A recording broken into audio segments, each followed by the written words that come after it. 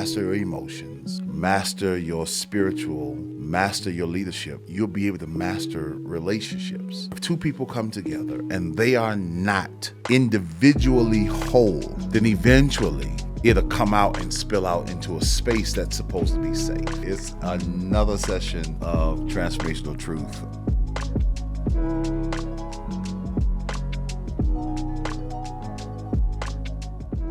Family, what's up, y'all? What it do? It's another session of Transformational Truth, and I'm here, Antonio Matthews, your host. What an amazing time, an amazing day to have a discussion with you. I get a lot of requests of what to talk about, what to engage in, and I had a guest today. We were going to talk about life, relationships, and the such. And I get a lot of hits about relationship. Pastor, how have you been able to live this long? You're not married. Do you ever want to get married? Yes, all of the above. However, I understand the more I grow, the more of what it takes to have relational intelligence, my coach calls it. He says, if you can master or develop a mastery in 4 areas of your life, spiritual intelligence, relational intelligence, leadership intelligence, and emotional intelligence, if you're able to master those particular areas, then if you're able to master your emotions, master your spiritual, master your leadership, you'll be able to master relationships. And if you master those, you'll be able to, have successful relationships, whether it's dating, romantic, platonic, whatever it is. And so I was talking to someone earlier this week, and we were talking about relationships.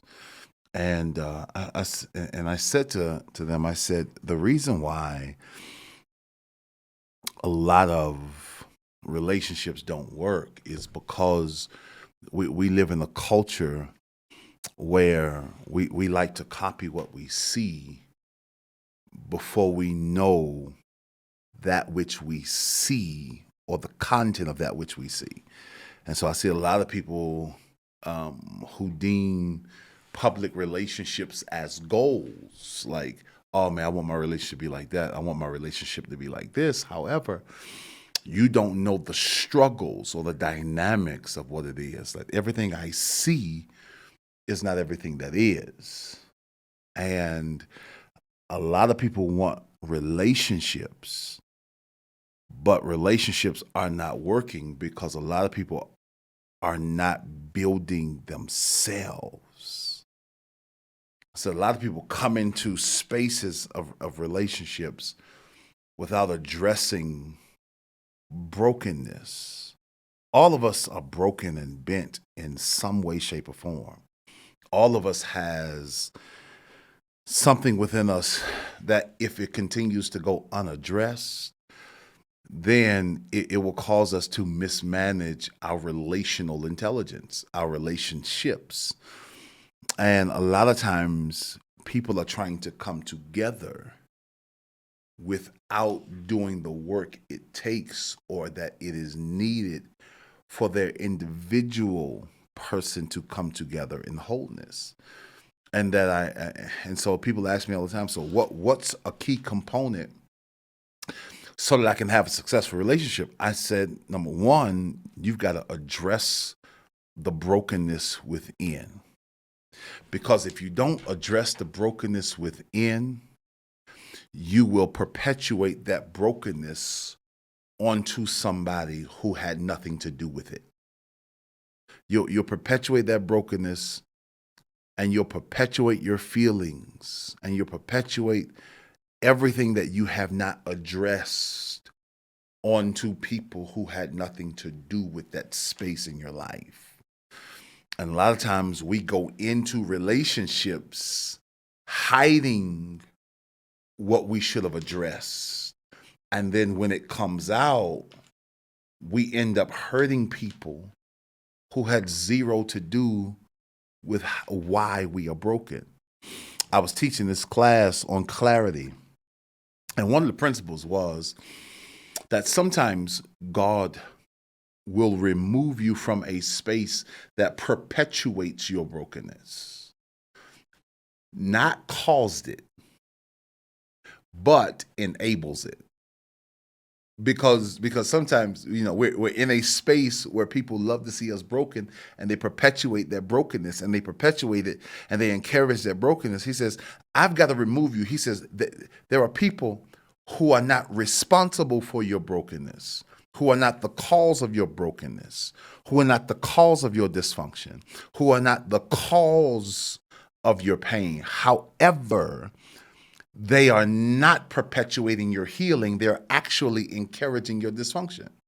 And so if you don't begin to address the brokenness, you'll perpetuate that brokenness in places that had nothing to do with it.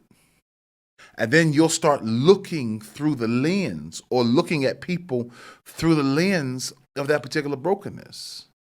And what I had to do was I had to begin to address what was in me, and address spaces that were in me that kept me from being successful in a lot of spaces relationally. I had to address my selfishness. I had to address my ego. I had to address some narcissistic tendencies. I had to address some components of me that, if not addressed, even in relationships, if not addressed, I won't have successful relationships. And I think whether it's desiring marriage, whether it's desiring companionship, if you are connected to people, or if two people come together and they are not individually whole, or individually healed, or individually healing in the process of healing and addressing that area of brokenness, then eventually it'll come out and spill out into a space that's supposed to be safe. And sometimes God, will remove you from spaces, not that caused it, but encourages it.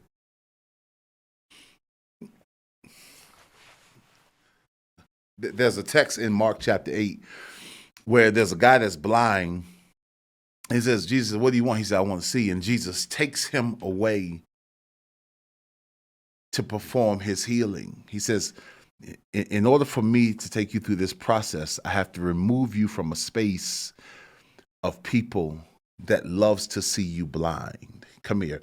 They're not the cause of your blindness, but they are the perpetuators of it. Because they don't want to see you whole. Watch this. Because your wholeness doesn't benefit their profit. And there are people in your life who benefit off your brokenness, whether it's monetarily or not. There are people who benefit off your brokenness. There are people who only feel secure because they have the opportunity to manage your brokenness. That's so crazy that you can be connected to people who say they love you. You can be connected to people who say, man, I really want to see you win. And when you start winning, they mad because they never thought winning would be a possibility in your future. My mentor said this. He says, man, there are people who are happy with you as long as you don't pass them. There are people who are happy with your placement, with where you are, as long as you don't perpetuate growth beyond their capacity and beyond their limits. And you've got to get to the place where, okay,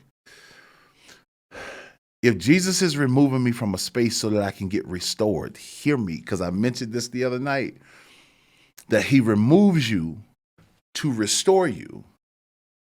And he gives you the instructions to don't go back. Why? Because if I'm restored and I go back to the place that drained me, then I'll end up needing being restored again. Here's what's crazy. I said this the other night. I said, man, there are times where you go, let's look at it this way. You go on vacation. You go on vacation. And when you go on vacation, you go on vacation to rest, to rejuvenate, to recalibrate, to revive, to re-strengthen. You go on vacation to get all this other stuff, right? And you go on vacation to get away from the draining, to get away from the drainage, to get away from the leeches, to get away from the things that suck life out of you, to get away from the things that really de-energizes you. You get away from that stuff. But then you come back from vacation and you go back into the same environments and you get depleted a day or two after vacation and you need vacation again. Like, if I'm going to go away to reset, why am I going to willingly connect back to the things I need to be reset from?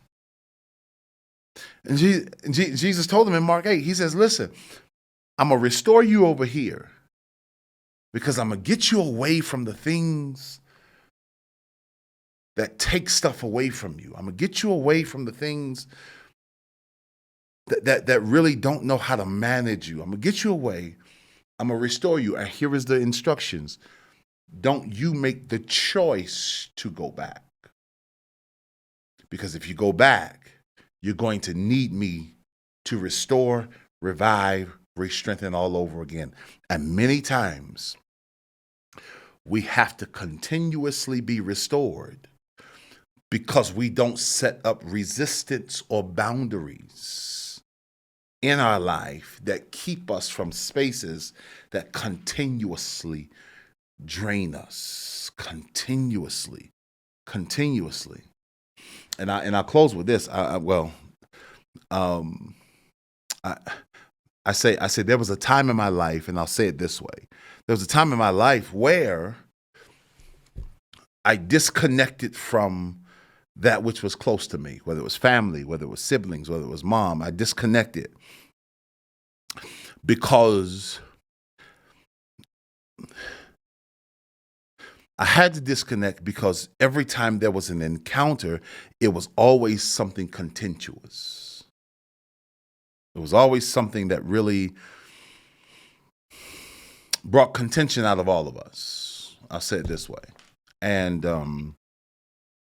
And the testimony is that sometimes you have to take intentional breaks so that you can become. Okay? You got to pull away so that you can become. Why? Because becoming is so vital, because you have something in you that those who you may be in contentious relationships with in that season will probably need from you. And so pulled away a couple years and came back and became the pastor of my mom and my sister and my siblings. But they'd have never been able to see me as pastor if they always saw me dysfunctional. That's so like dope, right? Sometimes you have to pull away so you can heal, so that you can be right for the people you're supposed to impact. Sometimes you got to pull away. So pulling away allowed me to grow and allowed us to grow and allowed us and them to be able to see me as the spiritual element in the life at that time to really pull them. Man, I got a chance to push my family, my mother, my sisters into ministry. I got a chance to ordain them, like lay hands upon them and ordain them. Got a chance to install my sister as pastor. Got a chance to do all this stuff. Why? Because there was a space and a time in me where I had to pull away so that I can become, so that I can be to them what I needed to be. If you do not address your brokenness, if you do not learn to not be afraid of what's bent inside of you, if you're not afraid of it, you can address it and get into connections and relationships that benefit purpose. But you don't desire dating, and don't desire marriage, and don't desire all this other stuff that requires another person if you have not addressed what you need to address to be the best person for them. Does that make sense? Like a lot of people, man, they just want, hey, I want this relationship, or I want this, but they haven't dealt with, or they've been afraid to deal with that brokenness. And so if you're ever going, hear me, and if you ever desire connectivity and relationship, marriage or whatever, address the brokenness so that you don't bleed into a space that had nothing to do with your breakage. That's my, yeah. That's the first, when God made Adam and Eve, he made the man Adam and he made the woman Eve. He made the man and he made the woman. Gave the man the assignment. Gave the man the call, get all of that. He says, I need you before you can be a husband, I need you to be a man. And a lot of times it takes us brothers some time to grow up. It takes us brothers a while. Ladies, y'all are more ready earlier than us. That's the reality. Because we're called to be the providers.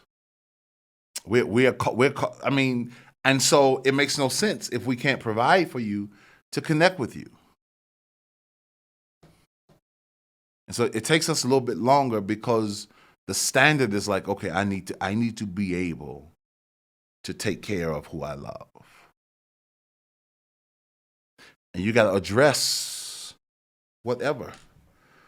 I would go into another point, but how long have I been talking? 17 minutes. 17, see? Address the areas in you so that you can become what you need to be for somebody else. And hopefully that makes sense. Because this is a conversation I would have never had because I always thought I was right. Then I was like, man, until you start loving. You're like, oh. When you connect to somebody, you love them enough to become the best for them. That's so crazy and good. That's so, like, I want to be the best for you. So what are we addressing? We got to address the truths that keep us on the ground. And so I see people all the time posting pictures. Oh, man. And then they get married and they got the likes for the wedding. They got the likes for the engagement pictures. But then when the marriage happens and when the marriage comes, oh, it's misery at its finest. I do not want a successfully public life and relationship and a miserable private one. I'd rather me and whoever, or me, be happy at home privately than to just present a facade publicly and come home to a miserable house, miserable connections, no. We got it backwards. We want the public perception, but we don't want to do the work to have the private success. And so you've got to be able to desire. That's a truth, man. That's the truth. And so as a pastor, I've got to be able to help people through all facets of life, whether you're single, whether you're married, whether you're divorced, whether you're same gender loving, whether you are whatever you are, whatever. I've got to be able to offer truths from my perspective. Because pastor, you ain't, man, I have not been truthful historically, addressing the components that I need to address to become. So if you want amazing relationships, if you want amazing connections, and if you want amazing dating relationships or personal relationships, address the truths and the brokenness in us so that we don't take our brokenness and perpetuate them on people who had nothing to do with them. All right, y'all. I'm out. That was another episode of Transformational Truth. Hopefully, said something that helps you address truths in your life that keeps you on the ground. Hopefully, if you want successful relationships, there's a therapist in your life to help you deal with the brokenness so that you don't perpetuate them on people who had nothing to do with them. All right, y'all. I'm out. Thanks, man, to my producer, my guy, Javon, to everybody for watching. Listen, do me a favor. If this has added any value to you, I need you to do me a favor. I need you to see it. I need you to share it. And then I need you to sow into it. See it, share it. If it's added value, share it with somebody, some people, and then sow into it, if you don't mind. Appreciate y'all for checking us out. Stay tuned. We got more truth coming. That was just another episode, Transformational Truth. Peace.